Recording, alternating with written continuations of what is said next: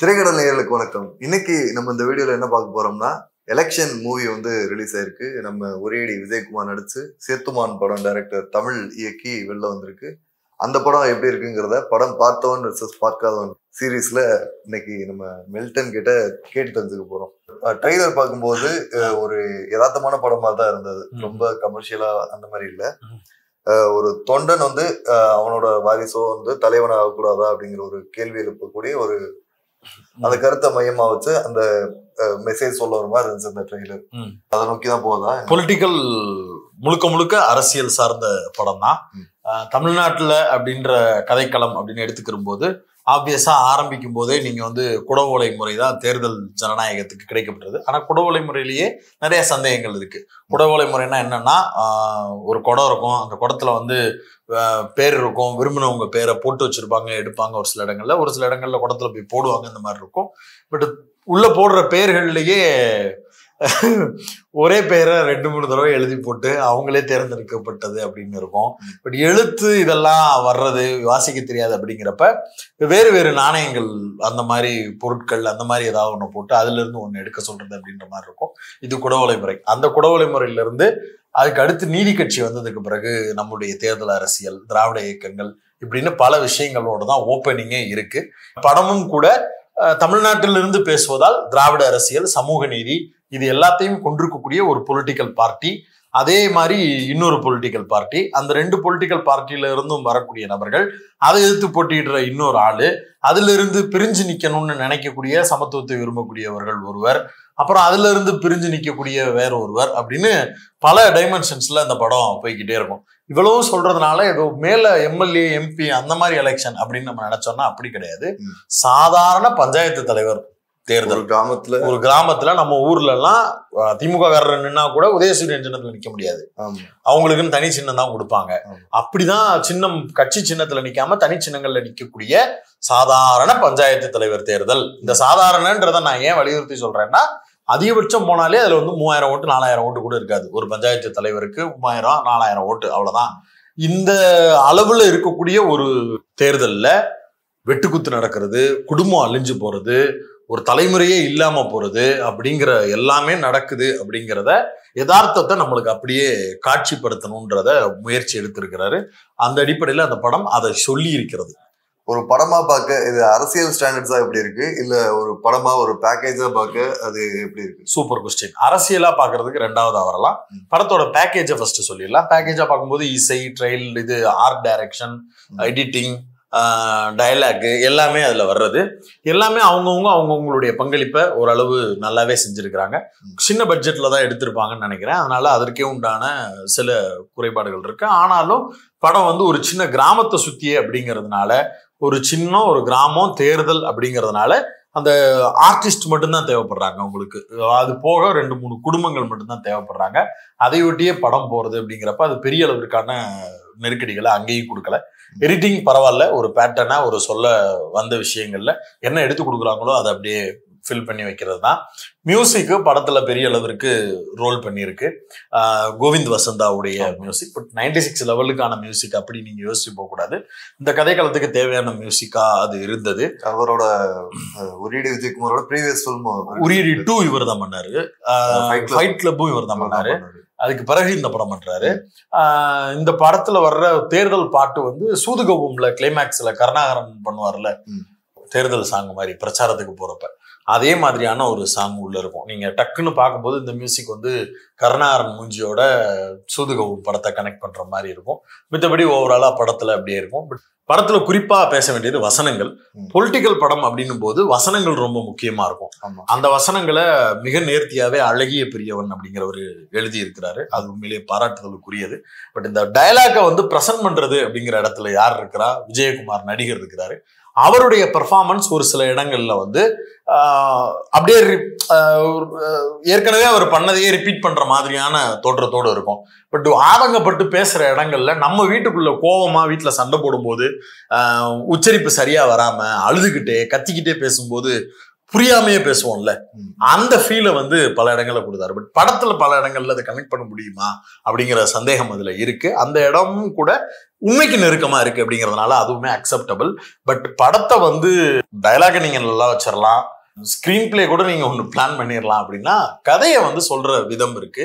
கதையை எங்க ஆரம்பிக்கணும், எதை சொல்ல வந்தோம், எதனால இந்த படம் எடுக்கிறோம் அப்படிங்கிறது ரொம்ப முக்கியம். அதுலதான் அரசியல் படம்னும் போது கூடுதலா அதுக்கு ஒரு வெயிட்டேஜ் வருது. என்ன சொல்ல வர்றாங்க, ஒரு கிராமம், அந்த ஒரு ஊரு, அந்த ஊருக்குள்ள ஒரு பஞ்சாயத்து தலைவர் தேர்தல், அந்த தேர்தலில் நடக்கக்கூடிய கலாட்டாக்கள், இதன் மூலமா என்ன விளைவு வரும், ஒரு பஞ்சாயத்து தலைவருக்கு இருக்கக்கூடிய பொறுப்பு என்ன, ஒரு பஞ்சாயத்து தலைவர் தேர்தலுக்கு ஏன் இவங்க எல்லாம் போட்டிடுறாங்க, இந்த தேர்தல் என்ன அவங்களுக்கு பலனை கொடுக்கும் அப்படிங்கிற எந்த மக்களுடனான கனெக்டுமே அந்த படத்துல இல்ல. நீங்க தேர்தலில் நிக்கணும்னு நினைச்சு வந்தீங்கன்னா உங்க குடும்பத்தை இழந்துருவீங்க, உங்க குழந்தை கருவழிஞ்சு போயிடும், உங்க வீட்டுல இருக்கக்கூடிய உங்களுக்கு பக்கவாதம் வந்துடும், அதிகார போட்டிங்கிறது வந்து உங்களுடைய சீரழிச்சிரும், உங்களுடைய நடைமுறை வாழ்க்கைய இல்லாம பண்ணிரும், 10 லட்ச ரூபா கடன் ஆக்கிரும் அப்படின்னு சொல்றது மட்டுமே தான் எனக்கு டேக் அவேயா மாறுது, எடுத்துட்டு போற மாதிரி மாறுது. அப்ப அரசியல் வந்து ஒரு சாக்கடை, பணம் இருக்கிறவனுக்கு தான் இந்த அரசியல் அப்படின்னு சொல்லக்கூடிய ஒரு அப்பொலிட்டிக்கலான மைண்ட் செட்டை இந்த படம் கொடுத்துருதோ அப்படிங்கிற பயமும் வருது. பட் நோக்கம் நல்ல நோக்கம், அதனாலதான் இந்த படத்தை வந்து டேமேஜ் பண்ணி பேசணும் அப்படிங்கிற இடத்துக்கு நம்ம வரல. இந்த படத்துல எல்லாரும் போட்டிடணும். உண்மையிலேயே சொல்ல போனா இந்த படத்துல திருநங்கைக்கு ஒரு மதிப்பு மிகுந்த கேரக்டர் கொடுத்துருக்காங்க, அது உண்மையிலேயே பாராட்ட வேண்டிய ஒன்று. அது ஃபோர்ஸ்ஃபுல்லா இருந்துச்சா? ஃபோர்ஸ்ஃபுல்லே கிடையாது. நார்மலா ஒரு கதையின் கதாபாத்திரம், அந்த கதாபாத்திரத்துக்கு என்று ஒரு அக்கா, அந்த அக்கா வீட்டுல இருக்கிறாங்க, அவங்க திருநங்கையா இருக்கிறாங்க அப்படின்றது வந்து யதார்த்தமா இருக்கு. அவங்க சில அரசியல் வசனங்கள் பேசுறது, அவங்களுக்கு சில அதிகாரத்தை கொடுக்கணும்னு நினைச்சு இறுதி காட்சிகள் அமைக்கிறதுன்றது ஹேட்ஸ் ஆஃப், எல்லாருமே பாராட்டக்கூடிய ஒன்று. ஒரு தொண்டன் எப்படியெல்லாம் இருப்பான், ஒரு கட்சிக்கு விசுவாசமா அப்படிங்கறது எல்லாத்தையும் காட்டக்கூடியவர்கள். அந்த தொண்டன் ஏமாற்றப்படுகிறான்னு சொல்லும் போது மக்களுக்கு ஒரு வலி வருது. ஆனா அந்த தொண்டன் ஏமாற்றப்படுவது போல அந்த பஞ்சாயத்து பிரசிடென்ட்டை தேர்ந்தெடுத்து அந்த மக்கள் எப்படி ஏமாற்றப்படுகிறார்கள், அதனுடைய கனெக்ட் என்ன அப்படிங்கறதெல்லாம் சொல்லல. ஒரு காட்சியில வந்து தேர்தலில் நிக்கிறதுக்கு விஜயகுமார் 10 லட்ச ரூபா கடன் வாங்கிடுறாரு. எல்லா எதிரிகளும் போட்டிடுறவன் தங்கத்தோடு கொடுக்குறான், மூக்குத்தி கொடுக்குறான், இது கொடுக்குறான், அது கொடுக்குறான் போது நம்மளும் ஏதாவது கொடுத்தாகணுமேன்றதுக்காண்டி இவரும் வந்து வீட்டுக்கு வீடு செல்போனை ஏதோ கொடுக்கறதுக்கு கடன் வாங்கிடுறாரு. அந்த 10 லட்ச ரூபா கடன் நான் இப்ப எப்படி அடைக்கிறது அப்படிங்கிறாரு. சரி, எதுக்கு 10 லட்ச ரூபா செலவு பண்ண, நீ மாற்றத்தை நோக்கி வரணும்னு நினைக்கக்கூடிய ஒரு ஆளு, சரி அதை மீறி நீ வந்து ஏமாந்து போய் கடனை ஆக்கிட்ட அப்படின்னா செலவு பண்றது அப்படிங்கிறத நீ என்னவா சொல்ல வர்ற? இப்ப இந்த 10 லட்ச ரூபா நான் நட்டமா இருக்க மாட்டேன், நான் ஜெயிச்சிருந்தா அப்படின்னு ஒரு இடத்துல சொல்லும் போது, அப்ப ஜெயிச்சிருந்தா அந்த 10 லட்ச ரூபாய் எடுப்ப. ஆமா, அதுக்குதான் நீ அரசியலுக்கு வரணும்னு நினைக்கிறியா அப்படிங்கிற பல கேள்விகள் அங்க விட்டு போகுது. அப்ப சொல்ல வந்த விஷயத்த என்ன நோக்கத்துக்காக வந்தேன், குறிப்பா இப்படி சொல்லலாமே, உண்மையிலேயே அவர் தேர்ந்தெடுத்த அந்த வேலூர் மாவட்டம் அப்படிங்கிறது அந்த லேண்ட்ஸ்கேப்பை அழகா காட்சிப்படுத்தி இருந்தாரு. வேலூர் வந்து திரைப்படம் பார்க்கக்கூடிய பலருக்கும் தெரிஞ்சிருக்கும். பட் இருந்தாலும் சொல்றேன், வேலூருங்கிற பகுதி வந்து இஸ்லாமியர்கள் பெரும்பான்மையாகவும் இருப்பாங்க, குறிப்பிட்ட இந்துக்களில் குறிப்பிட்ட சமூகத்தினர் பெரிய பெரிய அளவுல இருப்பாங்க, அது போக ஒடுக்கப்பட்ட மக்களும் ஒரு கணிசமான அளவுக்கு இருப்பாங்க. மிக்சடு பேக்கா அங்க இருக்கும். துரைமுருகன் அவரோட பையன் தான் போட்டிடுவாங்க, நீங்க பார்த்தா தெரியும். அந்த ஏரியா வந்து மிக்சடு பேக்கா இருக்கும். அப்ப அதனுடைய ரெப்ரசன்டேஷனை கரெக்டா வச்சிருந்தாரு படத்தோட டைரக்டர். அந்த ஆதிக்க சாதியில் இருக்கக்கூடிய ஒருத்தர், ஒடுக்கப்பட்ட சமூகத்துல இருந்து ஒரு நபரு, முஸ்லீம்ல இருந்து ஒரு நபரு, இவங்க எல்லாரும் இந்த அரசியல் களத்துல எப்படி பங்கெடுக்கிறாங்க அப்படிங்கறது எல்லாத்தையுமே பேசி இருக்கிறாங்க. அதெல்லாம் மறுக்கல. பட் ஆனா அது எந்த ரிசல்ட்டை கொண்டு போய் காட்டுது அப்படிங்கிறது தான் புரியல.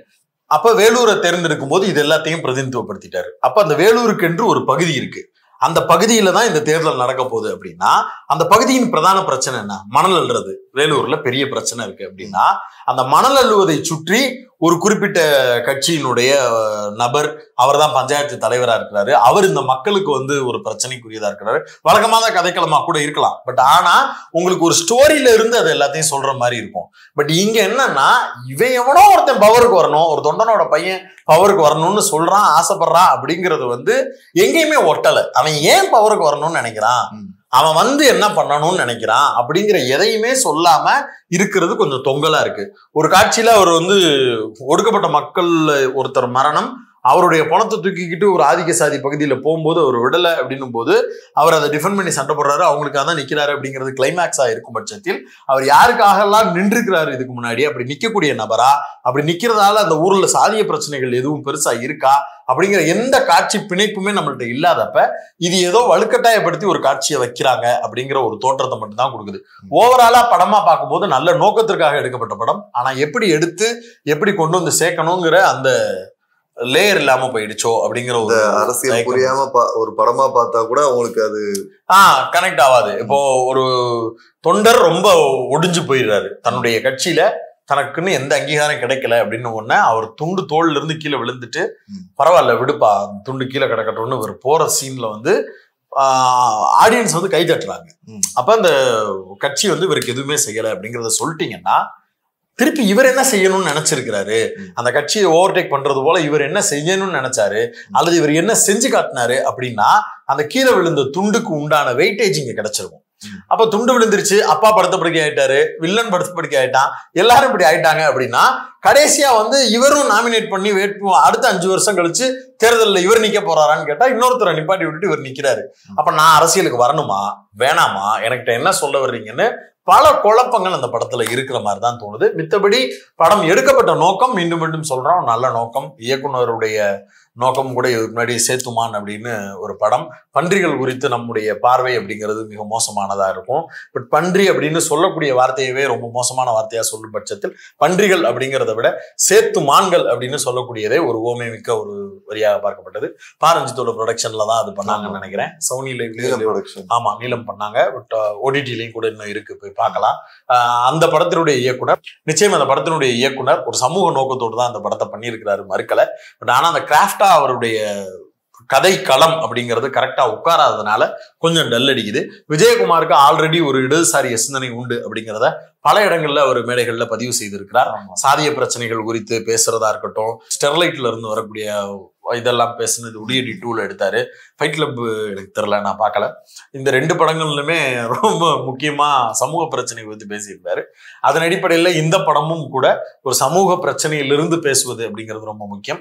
வசனத்திற்கு கொடுத்த உழைப்பும் வசனத்திற்கு கிடைத்திருக்கக்கூடிய ஒரு ஒர்க்கும் அந்த படத்தினுடைய கதைக்களத்தில் இன்னும் கொஞ்சம் ஷார்ப்பா இருந்திருந்தா இந்த படம் இன்னொரு ரவுண்டு நல்லா வரும் அப்படிங்கிறது தான் என்னுடைய கருத்து.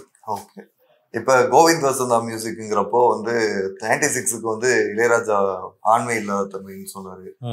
ஃபைட் கிளப்புக்கு வந்து ஏஞ்சோடி மஞ்சக்குருவி வந்து இது பண்ணது வந்து அங்கே ஒரு ராயல்டி கிளைம்ங்கிறப்போ ஒரு நெவர் எண்டிங் லவ் ஸ்டோரியா இருக்கு இந்த அவருக்கும். ஆமா, அந்த மாதிரி இந்த படத்துல எதுவும் ரீயூஸ் பண்ணிருக்காங்களா அப்படி தெரியல. மேபி நாளைக்கு நாளை கழிச்சு மறுபடியும் பார்க்கும்போது வேணா தெரியுமானவோ அப்படின்னு தெரியல. ஆனா அப்படி பயன்படுத்துறதுக்கு தேவை இருக்கு அப்படின்னா உரியவரிடம் அனுமதி வாங்கி தயாரிப்பது பயன்படுத்துவது தான் முறை. கோவிந்த் வசந்தாவா இருந்தாலும் சரி, யாரா இருந்தாலும் சரி, அந்த ஏழுமலையானா இருந்தாலும் சரி, இளையராஜா தான் அது ஒரு டியூனு, இளையராஜா கிட்ட தான் அதோட ரைட்ஸ் இருக்கு. அந்த படத்தினுடைய ப்ரொடியூசர் அவர் படம் பண்ணும்போது அந்த படத்தினுடைய ப்ரொடியூசர் அந்த மியூசிக்கல் ரைட்ஸை இளையராஜாவோட நிறுவனத்துக்கு தான் கொடுத்து வச்சிருக்கிறாரு. அப்ப இளையராஜா கிட்ட நீங்க வாங்கி எந்த படங்கள்லையும் பயன்படுத்தணுங்கிறது தானே ரூல். அதை நீங்க செய்யாம எப்படி இது பண்ண முடியும்? ஒரு இயக்குனருக்கு உங்களுடைய படத்தோட ரீமேக் வந்து ரைட்ஸ் இருக்குல்ல, வேற ஏதோ ஒரு ஊர்ல படம் பண்ண போறாங்கன்னா உங்கள்ட்ட கேட்கறாங்கல்ல. சும்மா அப்படி போற போக்குல இப்படி நீங்க ஏதோ உட்கார்ந்து இருக்கும்போது உங்களுக்கு அந்த டைட்டில் தோணி இருக்கும், படத்தோட டைட்டிலா வச்சிருப்பீங்க. நாளைக்கு அந்த படத்தினுடைய டைட்டிலா வைக்க வர்ற ஒரு உரிமை கேட்கும்போது உங்கள்ட்ட பெர்மிஷன் கேட்டுட்டு தானே கொடுக்குறீங்க. ஏற்கனவே நீங்க பதிஞ்சு வச்சிருந்தா கூட அதுக்கு உங்கள்ட்ட தானே வந்து பெர்மிஷன் கேட்கற மாதிரி இருக்கு. அப்படி எல்லாத்துக்கும் உங்கள்ட்ட ஒன்று கோரிக்கைன்னு வரும்போது அது இளையராஜாவுக்கும் பொருந்தது இல்லை. இப்ப இளையராஜாவை மட்டும் அதை நோக்கி கேள்வி எழுப்பும் போது அது ரொம்ப தப்பா போகுது. இளையராஜா பாடல்கள் அது இல்லாம 90s 80s 70s பிரதிபலிப்புல நீங்க படம் எடுக்க முடியாது. அப்ப ஆப்வியஸா நம்ம அதை கேட்டு பயன்படுத்துறதுல தப்பு இல்லை. இந்த கதைக்களம் வந்து 2000 ஒட்டி தான் நடக்குது அப்படின்றப்ப அது பெருசா பயன்படுத்தப்படலன்னு நான் நினைக்கிறேன். பட் இன்னொரு தடவை நான் கூர்ந்து கவனிச்சா அது தெரியுமா. இந்த படம் வந்து எந்த மாதிரி ஆடியன்ஸ்க்கான படம்? பொலிட்டிக்கலா ஒரு பார்வை இருக்கு அப்படின்னு நினைக்கிறவங்க அந்த படத்தை பார்ப்பாங்க, அதை அப்ரிஷியேட்டும் பண்ணுவாங்க, முகநூல் சமூக ஊடகங்கள் எல்லாம் எழுதுவாங்கன்றத புரிஞ்சுக்க முடியுது. பட் மக்கள் மத்தியில இந்த படம் வந்து பெரிய அளவுக்கு போகுமா, பிசினஸா இருக்குமா அப்படிங்கிறது எனக்கு தெரியல. ஏன்னா சந்தானத்தினுடைய இன்னொரு படம் வந்திருக்கு, அது ஒருவேளை நல்ல வரவேற்பு பெறுது அப்படின்னா இந்த படம் வந்து கொஞ்சம் ஃபேட் அவுட் ஆக வாய்ப்பு இருக்கு. அதை தவிர வேற எதுவும் அதுல இதா இல்லை. எலெக்ஷனுங்கிற பேரை வந்து பேசிக்காவே தமிழ்ல படம் எடுக்கிறோம், தேர்தல்னு வைங்க, அதுல வேற ஏதாவது சிக்கல் இருக்குன்னா தமிழ் பெயர்களையே பயன்படுத்தலாம். சம்பந்தம் இல்லாம தேவையே இல்லாம திணிக்கிற மாதிரி ஆங்கில பெயர்களை வைக்கணுங்கிற அவசியமே இல்லை. அது திரும்ப திரும்ப நடந்துகிட்டே இருக்கு. அது எல்லா ஆங்கில பெயர்கள் வைக்கக்கூடிய படங்கள்லையும் இந்த ஒரு கன்சர்ன் மட்டும் தயவு செஞ்சு வைங்க. நம்ம எடுக்கிறது தமிழ் படம், தமிழ் படங்களுக்கு தமிழ் படங்களுடைய பெயர்களை வைப்பது அப்படிங்கிறது பேசிக்கான ரூலா கூட நம்ம அதை வைக்கலாம். எனக்கு இதுல இன்னொரு ஒப்பீனியன் இருக்கு.